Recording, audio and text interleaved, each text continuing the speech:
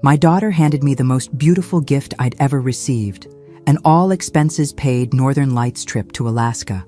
But when I came home early from my pre-trip doctor's appointment, I overheard her on the phone saying, "The guide will make it look like an accident. She slipped on the ice, fell, froze to death." I smiled and quietly set down my purse, thinking, "Well, sweetheart, let's see who survives this little game of yours. Where are you watching from today? Drop your location in the comments below and hit that like and subscribe button." My name is Eleanor Morrison, and at 68 years old, I thought I'd seen enough of life's surprises. I was wrong. Standing in my own hallway, listening to my only child plot my murder, I realized that sometimes the people who claim to love you most are the ones planning your funeral. Let me tell you how I got here, because this story didn't start with Catherine's phone call. It started 3 weeks ago when she showed up at my Boston brownstone with tears in her eyes and what I thought was the most generous gift any daughter could give her aging mother. "Mom, you've been so sad since Dad died," she'd said, wrapping her arms around me in the living room where I'd raised her. "I know how much you miss him, how lonely you've been. Marcus and I want to do something special for you." Marcus Blake, her husband of 20 years, stood behind her, nodding with that practiced sincerity he'd perfected as a corporate lawyer. Their 2 children, Sophie and Ryan, flanked them like a picture-perfect family unit. "We've booked you the Northern Lights adventure you always talked about," Catherine continued, producing a glossy brochure. "Remember how you and Dad used to say you'd go to Alaska someday? Well, now you can. Everything's paid for. Flights, hotel, guided tours, the works."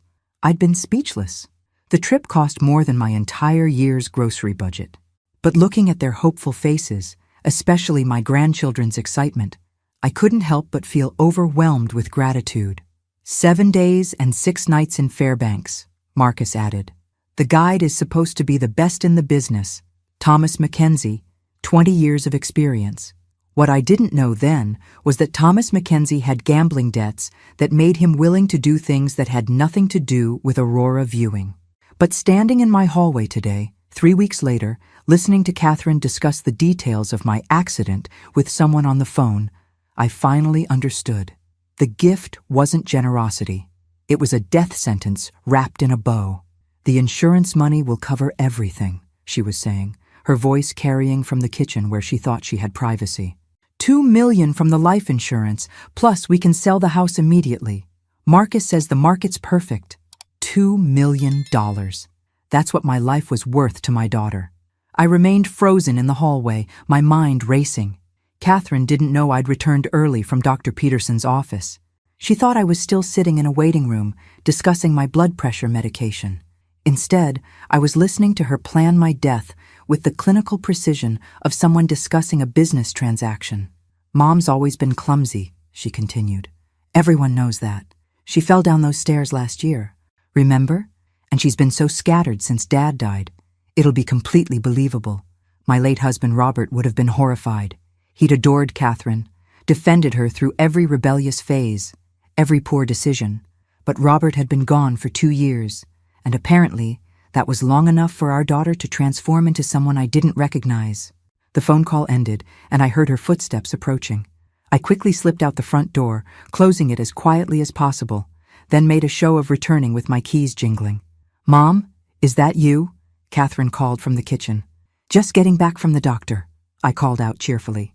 Traffic was terrible. She appeared in the doorway, smiling that same loving smile she'd worn since childhood. Looking at her now, I marveled at how perfectly she concealed her true intentions. If I hadn't heard that phone call, I would have continued believing in her devotion right up until I froze to death on an Alaskan mountainside. "How did the appointment go?" she asked, with what sounded like genuine concern. "Oh, you know Dr. Peterson. He worries about everything, but I'm healthy as a horse." Her smile flickered for just a moment. "That's wonderful, Mom. I'm so glad you're taking care of yourself."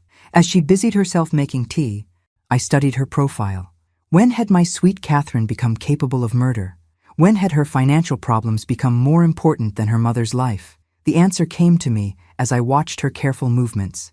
This wasn't sudden desperation. This was calculated planning. She'd been thinking about this for a while, waiting for the right opportunity. "The Alaska trip is in 5 days," she said, handing me a steaming mug. "Are you excited?" I smiled back, matching her false warmth with my own. "I can hardly wait." But what Catherine didn't know was that her father had taught me more than she realized during our 40-year marriage. Robert Morrison wasn't just any lawyer. He was a criminal defense attorney who'd shared stories about every type of case imaginable. I knew exactly how murder investigations worked, how evidence was gathered, and most importantly, how guilty people behaved. Catherine was about to discover that underestimating a retired literature teacher was a fatal mistake. And I do mean fatal. The next morning, I woke up with a clarity I hadn't felt since Robert's funeral. My daughter wanted me dead, and I was going to give her exactly what she wanted, with a twist she'd never see coming. I spent 3 hours at the Boston Public Library researching everything I could about Alaska wilderness deaths. Hypothermia statistics, search and rescue protocols, insurance claim procedures. The more I read, the more I understood Catherine's plan. Alaska was perfect for what she had in mind, but two could play this game. By noon, I was sitting across from James Patterson, Robert's former law partner, and the only person I trusted with what I'd discovered. At 73, James still practiced law with the sharp mind that had made him legendary in Boston's legal circles. "Eleanor, what you're describing is attempted murder," he said, leaning back in his leather chair after I'd told him about the phone call. "We need to contact the police immediately." "With what proof?" I asked. "My word against hers? She'll deny everything, claim I misunderstood, maybe even suggest I'm having memory issues. You know how these things go, James." He nodded grimly. We both knew how family disputes played out in court, especially when one party was elderly and recently widowed. The system would protect Catherine, not me. "So what do you propose?" "I'm going to Alaska as planned," I said, "but Thomas Mackenzie is going to get a surprise he's not expecting." James raised an eyebrow. "What kind of surprise?" "The kind where his gambling debts get paid off by someone other than my daughter. The kind where he suddenly remembers he has a conscience. You see, I'd learned something interesting during my library research. Thomas Mackenzie owed $47,000 to some very unpleasant people in Las Vegas. Catherine had discovered this and was using it to blackmail him into cooperation. But what she didn't know was that Eleanor Morrison had her own resources. Robert's life insurance had left me well off, though I'd never told Catherine the exact amount. She assumed I was struggling financially because I lived modestly and occasionally mentioned being careful with money. In reality, I was sitting on nearly $500,000, plus the house that was worth another $600,000. "You're planning to bribe him?" James asked. "I'm planning to offer him a better deal. $50,000 to help me fake my own death versus complicity in actual murder for whatever Catherine's paying him." James was quiet for a long moment. "Eleanor, what you're suggesting is incredibly dangerous. If something goes wrong, I'll actually die, and Catherine will get what she wants anyway.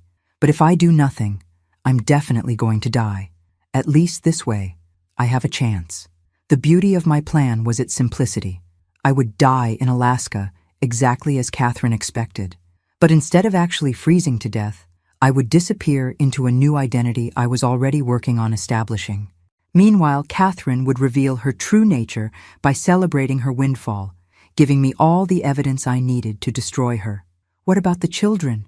James asked gently. "Sophie and Ryan?" The mention of my grandchildren hit harder than anything else. Sophie was 16, Ryan 13. They loved their grandmother, but they also loved their parents. This situation would devastate them. "They'll be better off knowing the truth about their mother than living with a murderer," I said, though saying it aloud made my heart break a little. James spent the next hour trying to talk me out of the plan.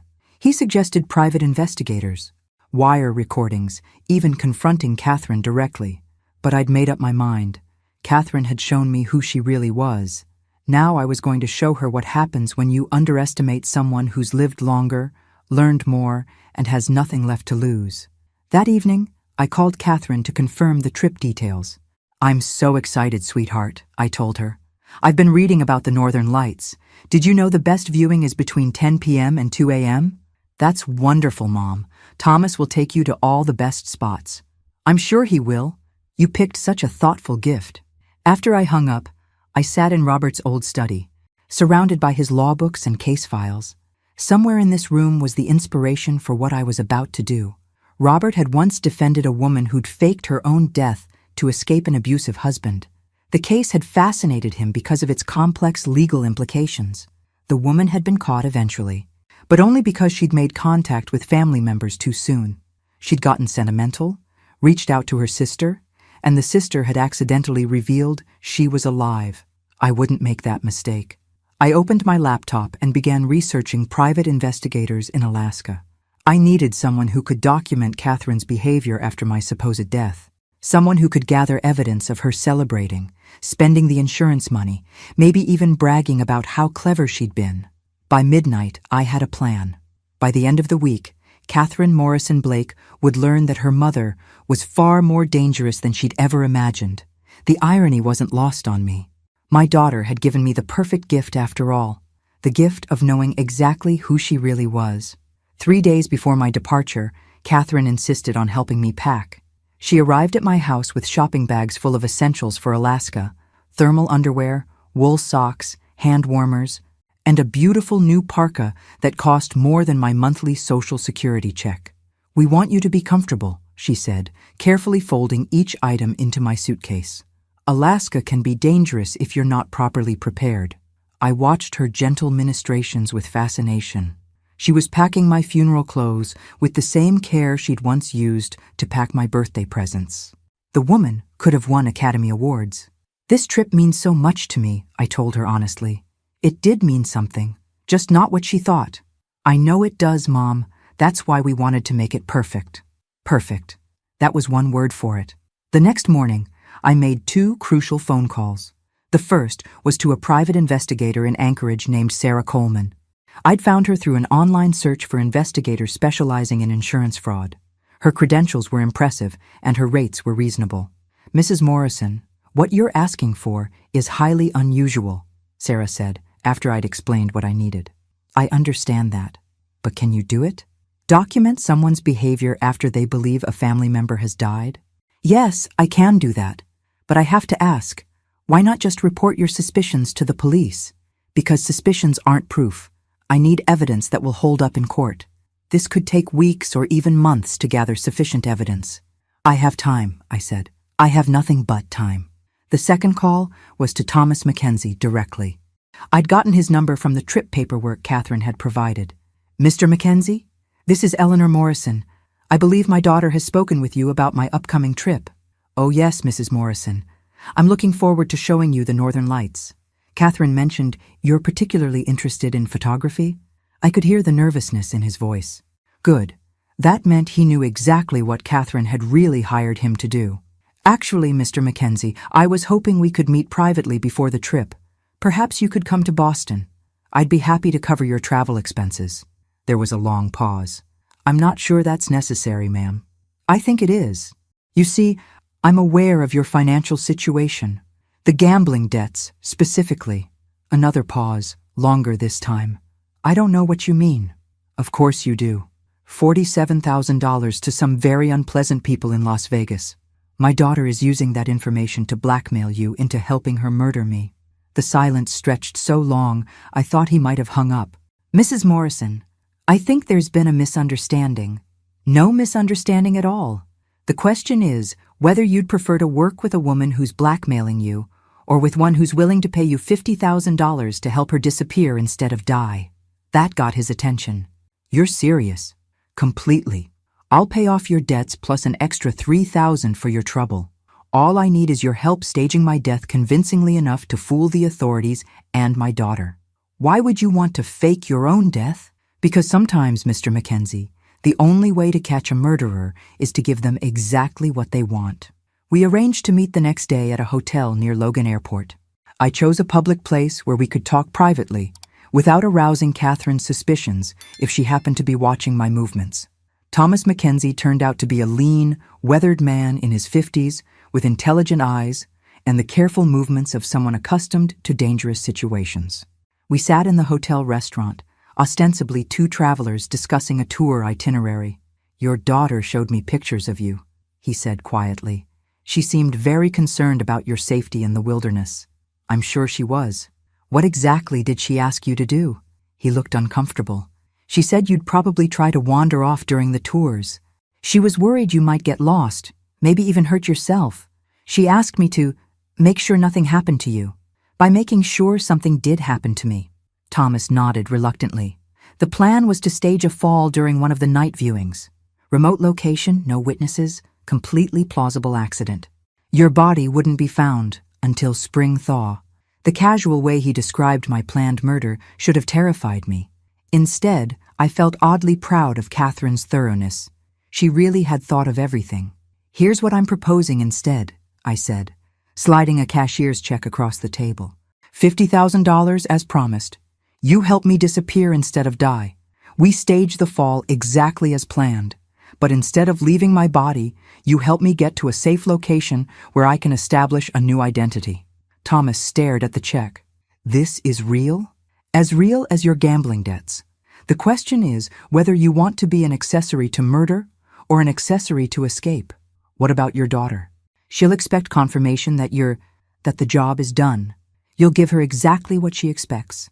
Tell her the fall was convincing. The body was swept away by the current. It'll never be found. She won't question details as long as she believes I'm dead. Thomas was quiet for a long time, studying the check and probably calculating whether $50,000 was worth the risk of crossing my daughter. Mrs. Morrison, can I ask you something? Of course. Why not just disappear without the staging? Why fake your death at all? I smiled. Because, Mr. Mackenzie, I want to watch my daughter celebrate. I want to document her relief, her eagerness to claim the insurance money, maybe even her confession to someone she trusts. I want enough evidence to destroy her life the same way she tried to destroy mine. And after you have that evidence, then Eleanor Morrison will rise from the dead to attend her own funeral. And Catherine Blake will learn that there are worse things than having a dead mother. Thomas folded the check and put it in his pocket. Mrs. Morrison, I think your daughter picked the wrong woman to underestimate. Yes, I agreed. She certainly did. The flight to Fairbanks was smooth, but I spent most of it composing what might be my final letter to Catherine. Not because I expected to die, but because I needed her to find something that would explain my apparent mental state before the accident. I wrote about feeling depressed since Robert's death, about how lonely the house felt, about how I sometimes wondered if life was worth living. It was heartbreaking to write because some of it was actually true. I had been struggling. I had been lonely, but I'd also been healing, slowly finding my way back to purpose and meaning. Catherine would read this letter and feel justified in what she'd done. She'd tell people I'd been suicidal, that the Alaska trip was meant to help, but I'd been too far gone to save. It would make my death seem even more tragic and inevitable. The hotel in Fairbanks was nicer than I'd expected. Catherine really had spared no expense for my final vacation. Thomas Mackenzie met me in the lobby at 6 p.m., exactly as planned. Mrs. Morrison, welcome to Alaska. His public persona was completely different from the nervous man I'd met in Boston. This was the experienced guide, confident and reassuring. Are you excited to see the Northern Lights? I've been dreaming of this trip for years, I said truthfully. We had dinner together, discussing the itinerary, while other tourists chatted around us. Tomorrow we'd visit the local sites, take some daytime photos, get me acclimated to the cold. The accident was scheduled for the second night, during a private viewing session at a remote location. The weather forecast looks perfect, Thomas said. Clear skies, minimal light pollution. If the aurora cooperates, you'll see something magical. After dinner, I called Catherine from my hotel room. Mom, how was the flight? Is everything beautiful? It's incredible, sweetheart. Thomas seems lovely, and the hotel is wonderful. I can't thank you enough for this gift. You deserve it, Mom. I'm so glad you're finally getting to live a little. Live a little. The phrase hung in the air after we disconnected. That's exactly what I intended to do. The next day passed in a blur of tourist activities. We visited a dog mushing demonstration, toured the University of Alaska Museum, and took a scenic drive through the wilderness. Thomas was the perfect guide, knowledgeable, entertaining, and attentive to my needs as an older traveler.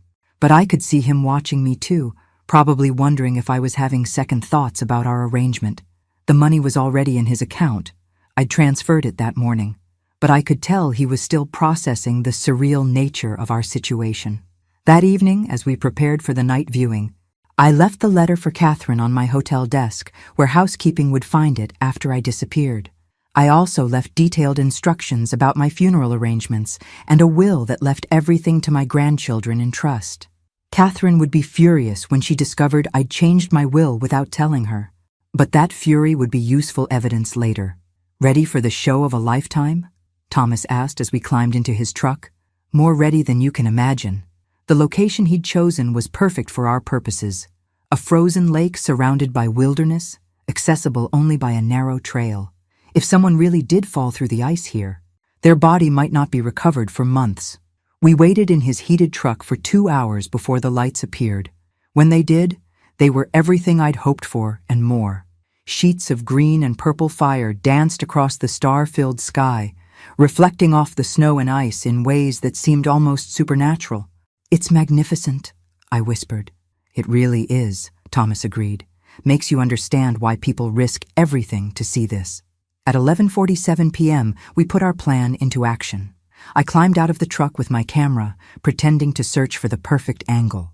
Thomas followed, carrying additional equipment. To any observer, we would have looked like guide and client engaged in normal aurora photography. "The ice looks solid here," I called out, moving toward the lake's edge. "Be careful, Mrs. Morrison. These edges can be deceptive." What happened next was choreographed with theatrical precision. I pretended to slip on the icy ground, windmilling my arms dramatically before falling toward the lake. Thomas lunged forward as if trying to catch me, shouting my name with convincing panic. But instead of hitting the water, I rolled behind a cluster of snow-covered boulders where Thomas had previously hidden a survival pack, complete with warm clothes, emergency beacon, and coordinates for our real destination. For the next hour, Thomas played his part perfectly. He called for help on his radio, reporting a terrible accident. He threw my parka and gloves into the water to create evidence of my fall. He even managed to sound genuinely distressed when he described the incident to the emergency responders.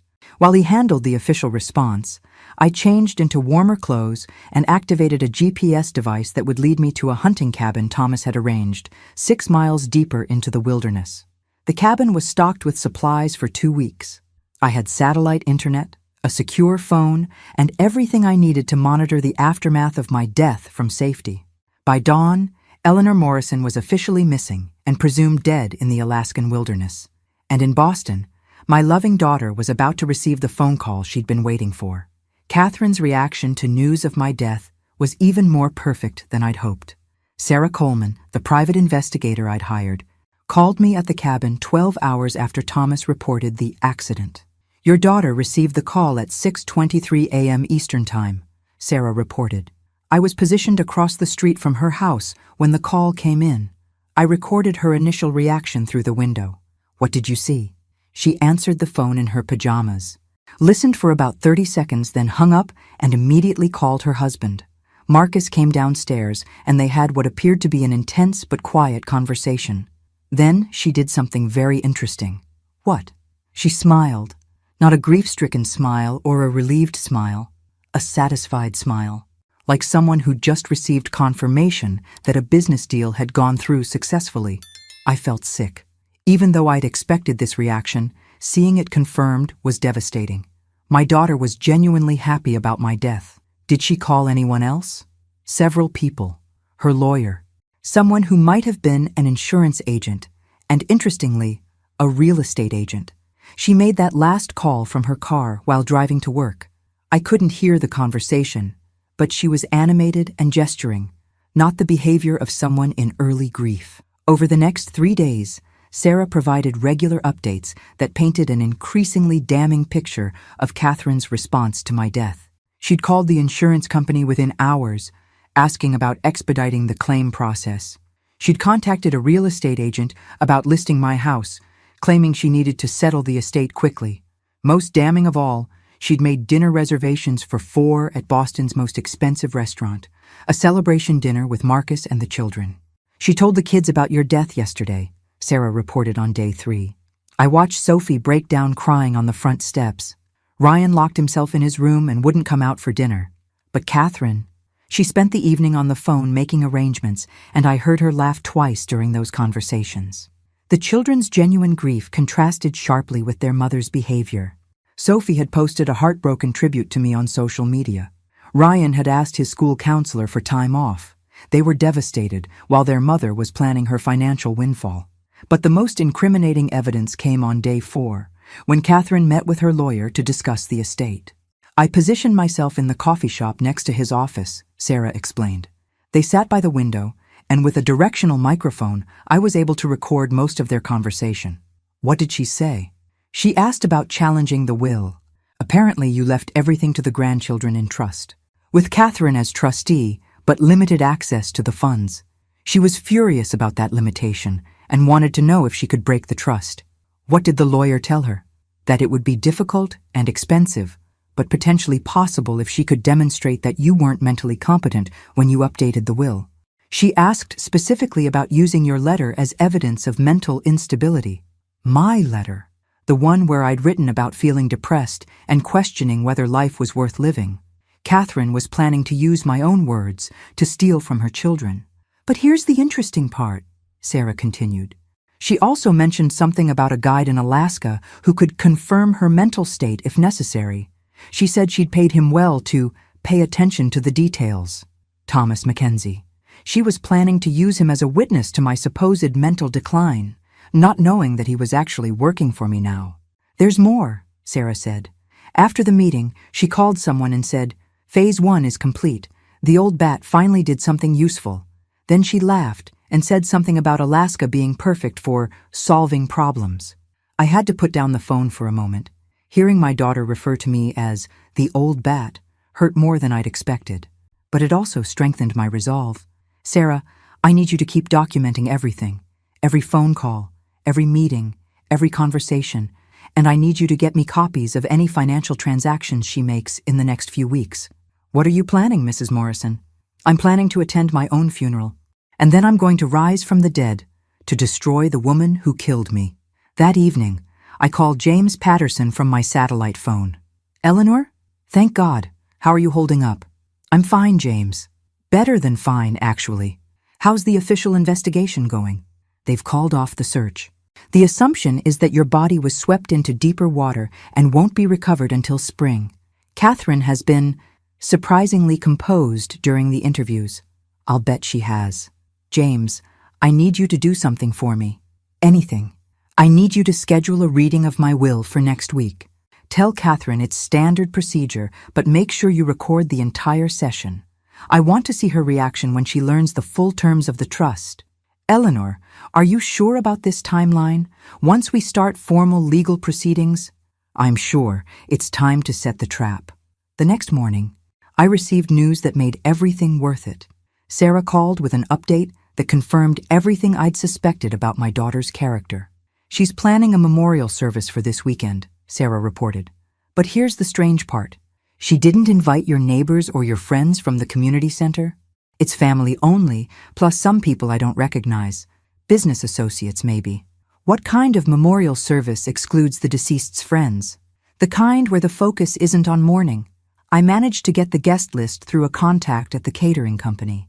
It's very small, very exclusive, and the menu is expensive, more like a private celebration than a funeral. I thought about my friends at the community center, the women I played bridge with every Tuesday, the neighbors who checked on me during snowstorms. Catherine had deliberately excluded anyone who actually cared about me. Sarah, I need you to be my eyes and ears at that memorial service. I want to know exactly what she says about me, how she acts, who she talks to. I'll be there. But Mrs. Morrison, are you prepared for what you might hear? I looked out the cabin window at the vast Alaskan wilderness, thinking about the daughter I'd raised and the woman she'd become. I've been preparing for this my whole life, I said. I just didn't know it until now. The memorial service was exactly what I'd expected, and worse. Sarah's recording equipment captured every damning moment, and what I heard made my blood run cold. Mom was never the same after Dad died, Catherine told the small gathering. She became increasingly paranoid, convinced that people were trying to take advantage of her financially. She'd changed her will multiple times in the last year, never satisfied with any arrangement. Lies. Complete fabrication designed to lay groundwork for challenging my mental competency. The Alaska trip was actually my attempt to help her reconnect with life, she continued, dabbing at dry eyes with a tissue. She'd talked about suicide several times, and I thought maybe seeing something beautiful would remind her that life was worth living. More lies. I'd never mentioned suicide to Catherine, never expressed anything but normal grief over losing Robert. But the most horrifying moment came when Marcus stood to speak. Eleanor was a complicated woman in her final years, he said. The financial decisions she made toward the end weren't always rational. We tried to intervene, tried to help her see reason, but she was very stubborn about maintaining control. Sarah's microphone caught Catherine nodding emphatically, adding, "She actually accused me of wanting her dead. Can you imagine? I was trying to help her, and she thought I was plotting against her." The irony was breathtaking. She was describing exactly what she'd been doing while presenting it as evidence of my mental decline. The funeral ended with Catherine announcing that she would be challenging my will to protect the children's interests and ensure that my irrational final decisions didn't harm the family financially. 20 people attended my memorial service. 20 people who listened to my daughter systematically destroy my reputation to justify stealing from my grandchildren. That evening, I called Thomas Mackenzie for an update on his end of the charade. "The authorities are satisfied with my report," he said. "I told them you'd seemed disoriented during the tour, complained about feeling dizzy, mentioned that life didn't hold much meaning anymore. They've classified it as an accidental death with possible suicidal ideation." "Perfect. And Catherine?" "She called me yesterday. Wanted to confirm details about your mental state. Just like you predicted. She's paying me an additional $5,000 to be available as a witness if needed." "Did you take the money?" "Of course. But I also recorded the conversation. She was very explicit about what she wanted me to say in court. Everything was proceeding exactly according to plan." Catherine was building her case against my competency, unaware that every lie she told was being documented. But the hardest part was still ahead, watching my grandchildren grieve while their mother celebrated. Sarah sent me video footage of Sophie crying in her bedroom, looking at old photos of us together. She sent pictures of Ryan wearing the sweater I'd knitted him for Christmas, sitting alone in the backyard where we used to plant vegetables together. They were genuinely devastated by my death, while the person who should have been comforting them was busy with lawyers and financial planners. On day 7 of my official death, Catherine made the mistake I'd been waiting for. She called her sister, Sarah reported, Lisa, who lives in California. I couldn't get close enough to hear the full conversation, but I caught fragments. Catherine said something about the old woman finally being out of the way and Alaska solving all our problems. She also mentioned that the insurance money would set us up for life. Lisa Morrison Chen, Robert's younger sister, who'd always disliked Catherine and had limited contact with the family. If Catherine was confiding in Lisa, she must have felt very secure about her success. Did Lisa seem receptive to what Catherine was saying? Hard to tell, but after they hung up, Catherine looked very pleased with herself. She made another call immediately after, to a travel agent. Apparently she's booking a cruise to celebrate once the estate is settled. A cruise. While her children were still mourning their grandmother, Catherine was planning a victory vacation. But that wasn't even the worst part. "There's something else," Sarah said. "I followed Catherine to a storage unit yesterday. She was cleaning out boxes of your belongings, things she'd apparently taken from your house before anyone else could go through them." "What kind of things?" "Photo albums, jewelry, some documents. But instead of keeping them for the children, she was throwing most of it in a dumpster. I managed to rescue some items after she left, including what looks like your wedding album and a jewelry box." My wedding album. The jewelry box that had belonged to my grandmother. Catherine was literally throwing away family history, erasing evidence of my life and relationships. "Sarah, I need you to document everything she discarded. Photos, videos, a complete inventory. And I need copies of all the recordings you've made. Already done. Mrs. Morrison, I have to ask, when are you planning to reveal that you're alive?" I'd been asking myself the same question. Every day I delayed meant more pain for Sophie and Ryan, more time for Catherine to consolidate her position. But I needed overwhelming evidence, something so damning that no court would ever question Catherine's true nature. "Soon," I said. "Very soon." The answer came the next day, when Sarah called with news that changed everything. Catherine just met with a man I've been unable to identify, she said. They met in a parking garage, very secretive. I couldn't get close enough to hear the conversation, but I saw money change hands. A lot of money. What kind of man?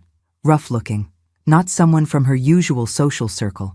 And Mrs. Morrison, after he left, Catherine made a phone call where she mentioned taking care of loose ends and making sure Alaska stays in Alaska. Thomas Mackenzie. Catherine was planning to eliminate the one witness who could connect her to my murder. I called Thomas immediately. Thomas, you need to disappear, right now. Catherine's planning to have you killed. What? Are you serious? Dead serious. She can't risk you changing your story or demanding more money. You're a liability now. There was silence on the line. Mr. Mackenzie, are you there? I'm here. I knew she was cold, but I didn't think she'd go this far. Well, now you know. The question is, are you ready to help me bring her down? What do you need me to do? I need you to disappear for a few days, then resurface very publicly at the police station in Boston. Tell them you lied about my mental state because Catherine paid you to, and that you have evidence she planned my murder. She'll deny everything. Of course she will. But by then, I'll be back from the dead to confirm your story. It was time for Eleanor Morrison to return to the land of the living. And Catherine Blake was about to learn that killing your mother is much easier than staying dead. The plan for my resurrection required perfect timing and maximum shock value. I wanted Catherine to feel secure in her success right up until the moment her world exploded. James Patterson helped coordinate everything from Boston while I prepared for my dramatic reappearance. The first step was getting Thomas Mackenzie safely to the authorities. I've contacted Detective Rodriguez at Boston PD, James reported during our morning call. He's agreed to meet with Thomas privately and review all the evidence we've compiled. What did you tell him? That we have evidence of a conspiracy to commit insurance fraud and attempted murder. I didn't mention that you're alive. I thought that revelation should come from you personally. Thomas had already left Alaska, flying directly to Boston with a full confession and all the recordings he'd made of his conversations with Catherine. He was scared, but his fear was working in our favor. A frightened witness is often the most convincing witness. Meanwhile, Sarah continued documenting Catherine's behavior, which was becoming increasingly reckless. She's spending money like it's already in her account, Sarah reported. New car, expensive jewelry, designer clothes. She told the salesperson at Nordstrom that she'd recently come into an inheritance she hasn't legally received yet. Exactly. She also mentioned to the jewelry store clerk that the previous owner wouldn't be needing it anymore, quote unquote. Catherine's arrogance was becoming her weakness.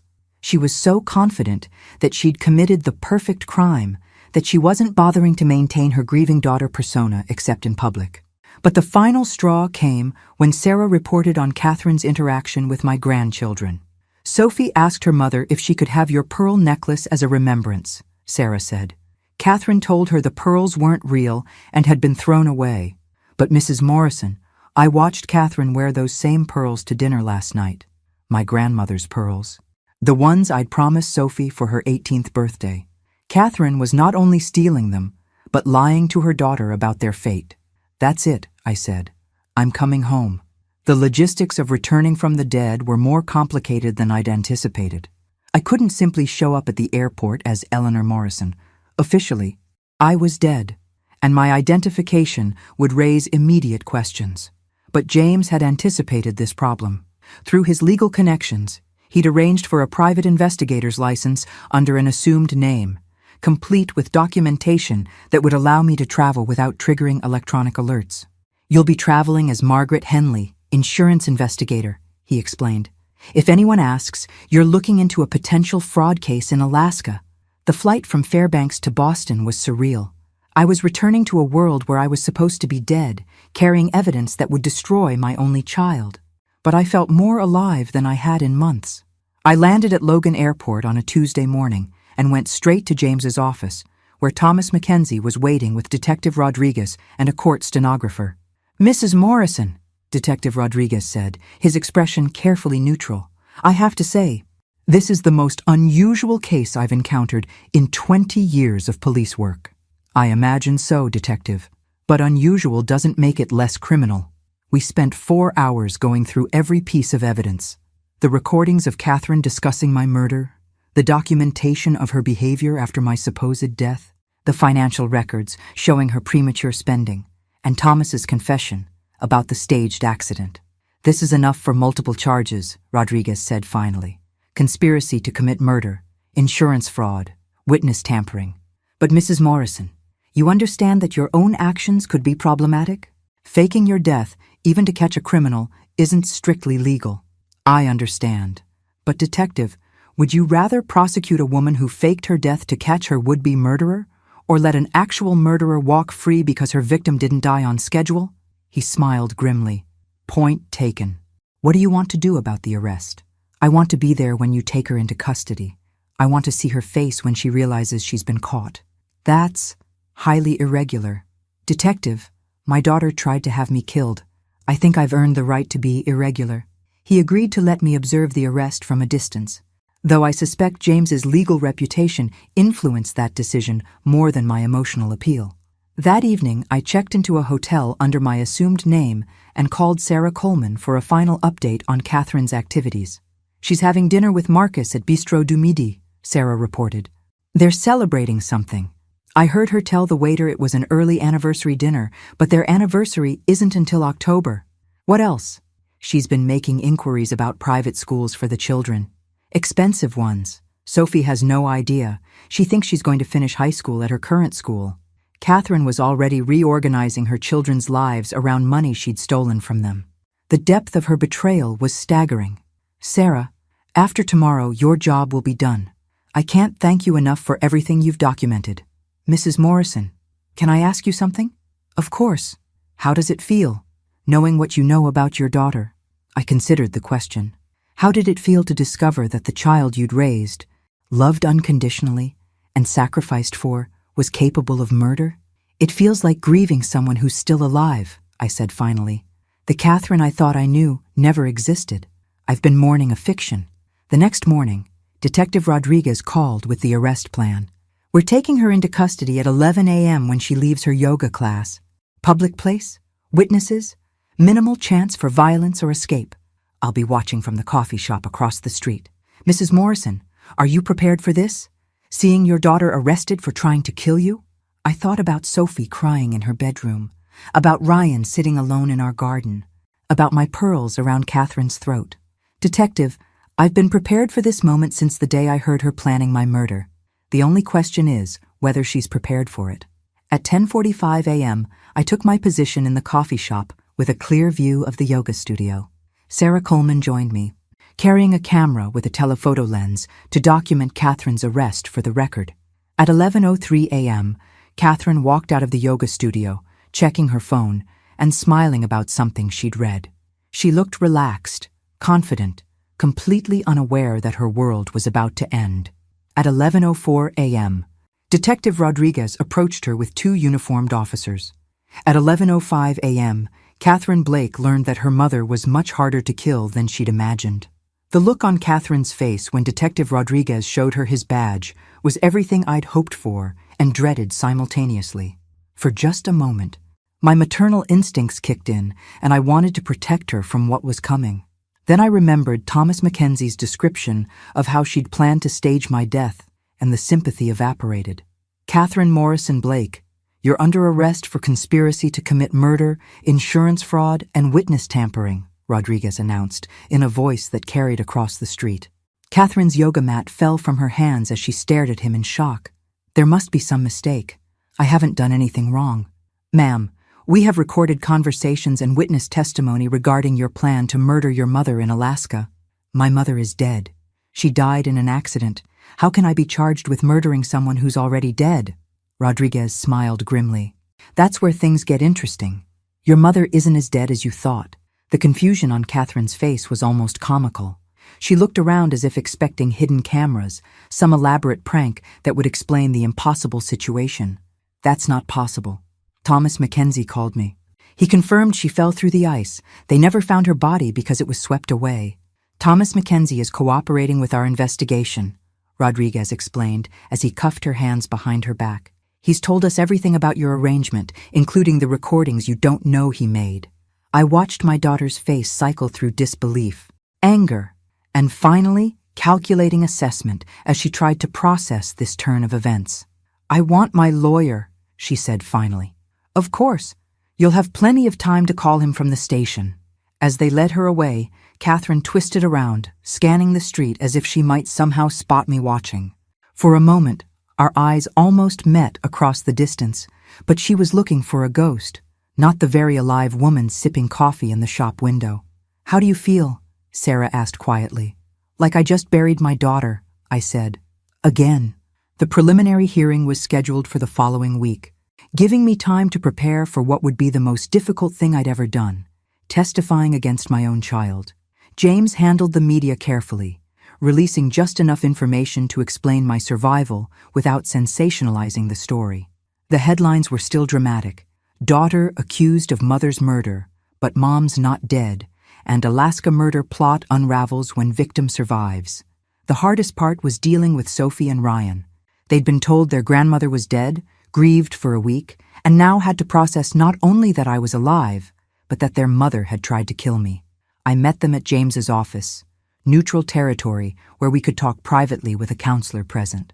"Grandma?" Sophie's voice was barely a whisper when she saw me. "Are you real?" "I'm real, sweetheart. I'm so sorry you had to go through thinking I was dead." She launched herself into my arms, sobbing with a mixture of relief and confusion. Ryan held back, his 13-year-old mind struggling to make sense of the situation. "Mom said you fell in Alaska," he said finally. "She showed us pictures of the lake where you died."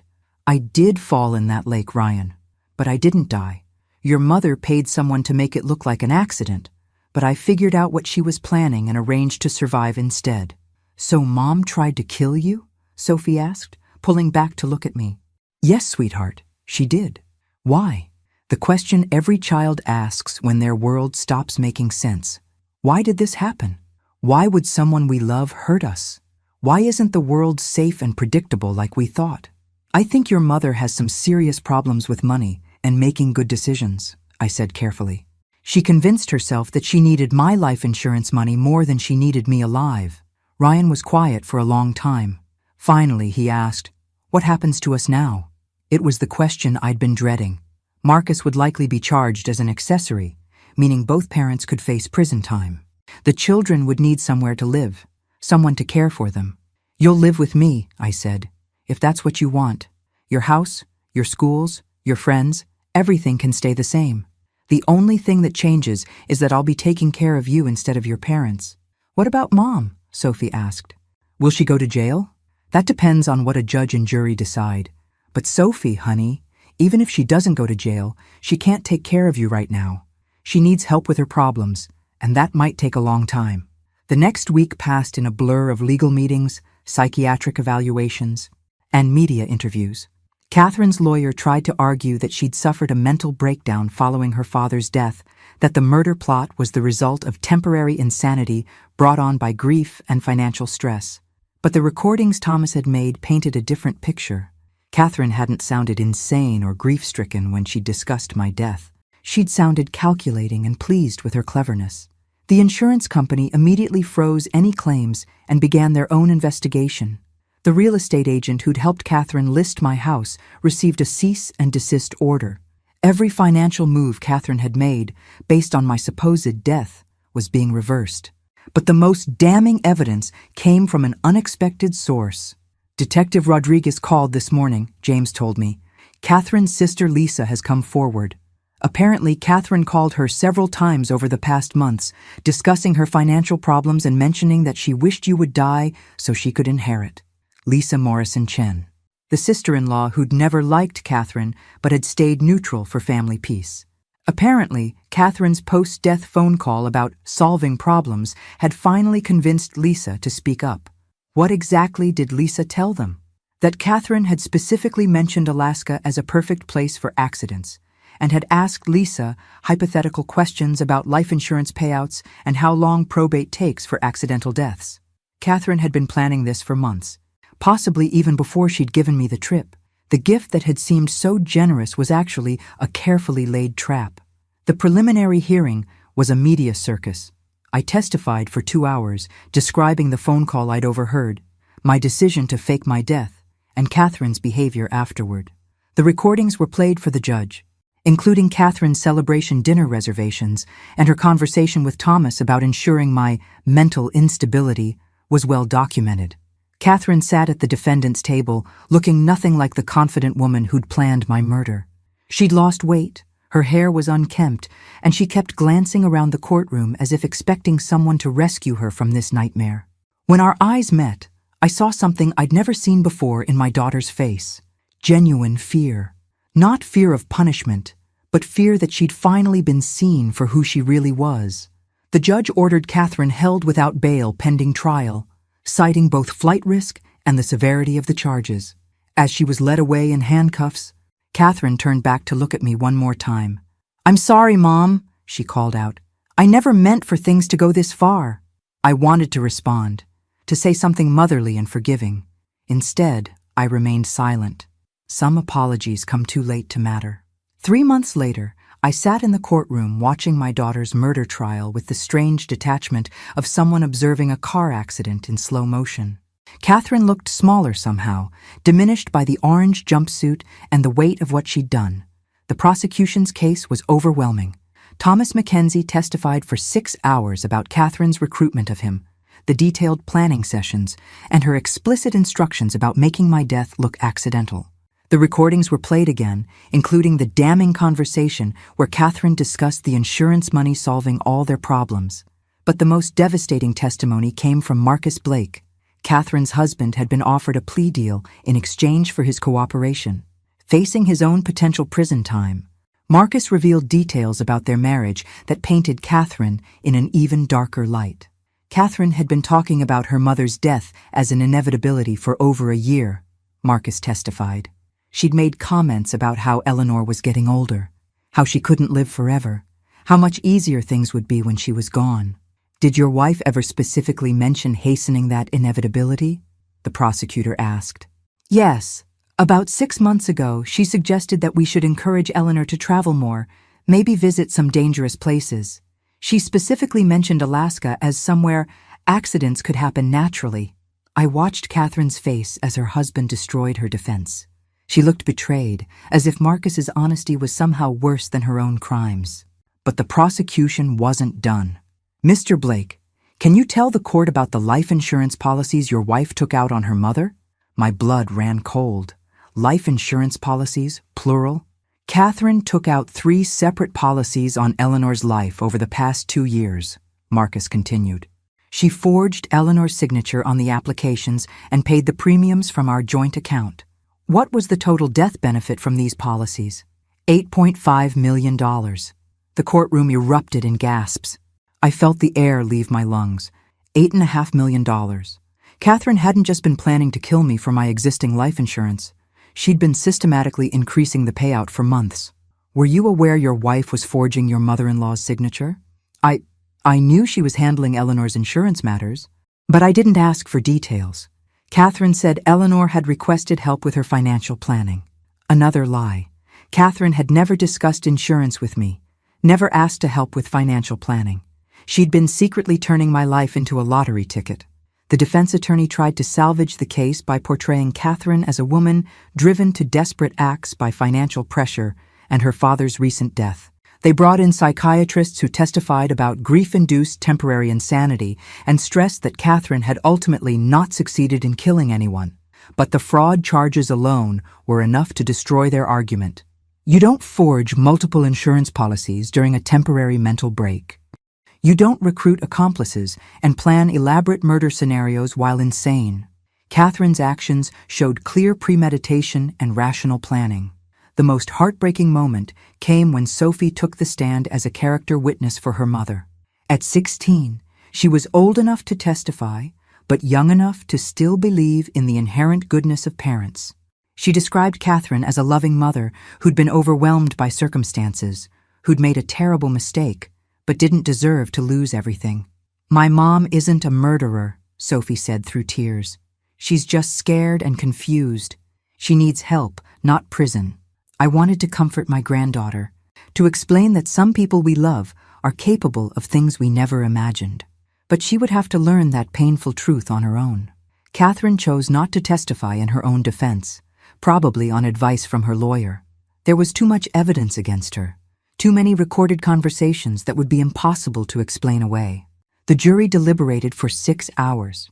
When they returned, the forewoman stood to read the verdict with the solemnity of someone announcing a death. On the charge of conspiracy to commit murder in the first degree, we find the defendant guilty. On the charge of insurance fraud in the first degree, we find the defendant guilty. On the charge of witness tampering, we find the defendant guilty.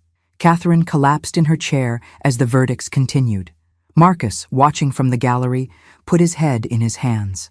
Sophie sobbed silently while Ryan stared straight ahead with the blank expression of someone whose world has just shattered completely. The judge scheduled sentencing for the following month, warning that Catherine faced potentially 25 years to life, depending on how the charges were combined. As the courtroom emptied, I found myself alone with James Patterson, watching the bailiffs prepare to escort Catherine back to jail. "Eleanor," he said quietly, "how are you holding up?" I thought about the question. My daughter was going to prison for trying to murder me. My grandchildren were orphans in everything but name. My family was destroyed beyond any hope of repair. "I'm alive," I said finally. 6 months ago, Catherine was planning to make sure I wasn't. Everything else is just details. But as Catherine was led away, she turned back one more time. This time, instead of fear or anger, I saw something that looked almost like relief in her eyes. Maybe being caught was easier than living with what she'd done. Or maybe she was just relieved that she no longer had to pretend to be someone she wasn't. Either way, our relationship was over. The daughter I'd raised and loved was gone, replaced by someone I didn't recognize and couldn't forgive. The only question now was whether the woman who'd survived Catherine's murder plot could figure out how to live with the aftermath. 1 year later, I stood in the same Alaskan wilderness where I was supposed to have died, watching the northern lights dance across the sky in sheets of green and gold fire. But this time, I wasn't alone. Sophie and Ryan flanked me, bundled in parkas and warm boots, their faces turned upward in wonder at nature's most spectacular light show. "It's incredible, Grandma," Sophie whispered. "I can see why you wanted to come here." The past year had been the hardest of our lives, but also, in unexpected ways, the most healing. Catherine had been sentenced to 18 years in prison after pleading guilty to a reduced set of charges. Marcus received 5 years for his cooperation in the fraud scheme. Both children were now officially in my custody, and we'd slowly rebuilt our lives around honesty instead of secrets. "Tell us the story again," Ryan said, as we sat in Thomas Mackenzie's truck, warming our hands around thermoses of hot chocolate. "About how you figured out what Mom was planning." I told them the story dozens of times, but they needed to hear it repeatedly, trying to make sense of how their mother had become capable of murder. "I heard her on the phone," I said simply. "She thought I was still at the doctor's office, but I'd come home early. Sometimes the most important conversations are the ones people think you can't hear." Thomas Mackenzie, who'd become an unlikely friend through our shared trauma, smiled from the driver's seat. "Your grandmother is the toughest person I've ever met. She turned a murder plot into a survival strategy." "But weren't you scared?" Sophie asked. "Terrified," I admitted, "but I was more afraid of dying without making sure you two were protected. Your mother was planning to steal your inheritance along with everything else." The legal aftermath had been complex, but ultimately satisfying. All of Catherine's fraudulent insurance policies were voided. The $8.5 million she'd expected to receive was returned to the various companies she'd defrauded. Our real estate lawyer had successfully protected my actual assets, ensuring that Sophie and Ryan's college funds remained intact. More importantly, Catherine's conviction meant she would never have access to the children or their inheritance. The courts had permanently severed her parental rights, a decision that still broke my heart but was necessary for everyone's safety. "Do you think Mom will try to contact us when she gets out?" Ryan asked. It was a question they'd asked repeatedly over the past year. Catherine would be eligible for parole in 12 years, meaning she could be released when Sophie was 28 and Ryan was 25. "I don't know," I said honestly. "Prison changes people, sometimes for the better. Maybe your mother will use that time to figure out how she became someone capable of murder. Would you forgive her? Sophie asked. If she really changed? I'd been wrestling with that question for months. Forgiveness is complicated when the person who hurt you is your own child, especially when their actions continue to hurt your grandchildren every day. Forgiveness isn't about her, I said finally. It's about us. We can't let her choices poison the rest of our lives. The lights above us intensified, turning the snow-covered landscape into something magical and otherworldly. I thought about the Eleanor Morrison who'd come here a year ago, expecting to die in this wilderness. That woman had been afraid, isolated, convinced that her usefulness to her family had ended. This Eleanor Morrison was different, stronger, more aware of her own worth, surrounded by people who valued her for who she was rather than what she could provide. I have something to tell you both, I said, as we watched the aurora dance. I've been thinking about our future, about what kind of life we want to build together. Both children turned to me with the slightly worried expressions they'd developed whenever I announced major decisions. I've decided to sell the house in Boston, I continued. It has too many complicated memories for all of us. Instead, I want us to choose a place together, somewhere that belongs to just us. Where would we go? Ryan asked. Wherever you want. We have options now. I could keep working. I'm thinking about writing a book about our experience. Or we could travel for a while, see the country, figure out what calls to us. Sophie and Ryan exchanged glances, having one of those wordless conversations that siblings master. Could we stay in Alaska for a while? Sophie asked finally. I know it sounds weird, but this place feels like where our real story started. I looked around at the vast wilderness that had been intended as my graveyard, but had instead become the place where I'd learned to fight back. I think that's a perfect idea.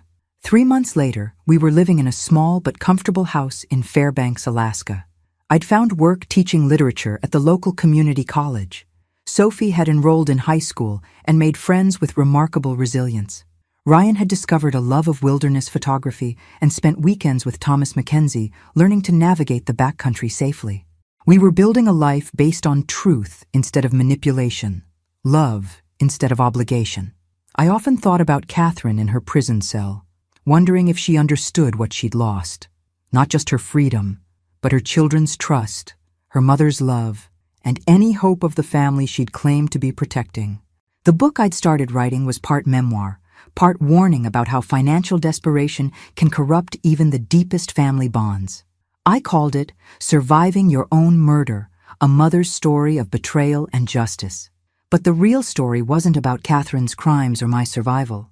It was about Sophie and Ryan, who'd managed to maintain their capacity for love and trust, despite learning that one of their parents had tried to murder the other. They were the true heroes of this story.